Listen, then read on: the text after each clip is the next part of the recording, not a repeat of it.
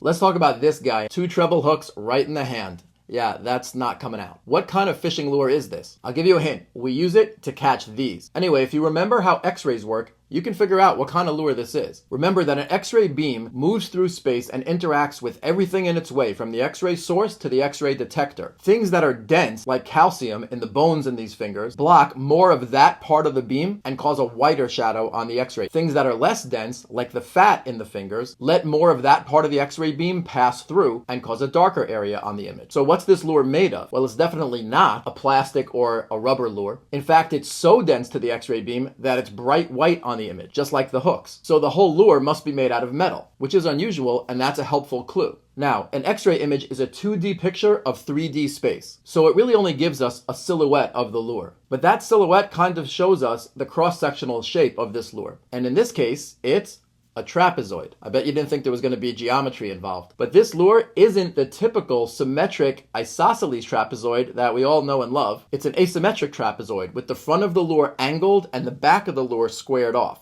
Well, I found something in my tackle box that looks just like that. Here's a metal lure with an asymmetric trapezoidal shape and 2 treble hooks. I think we have our winner. This lure, so popular with mackerel fishermen, is called the gotcha. Some days you throw the gotcha and everything goes right and you bring home beautiful Spanish mackerel for dinner. Other days, not so much.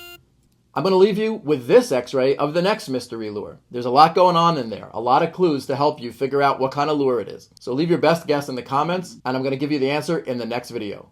This is Rad.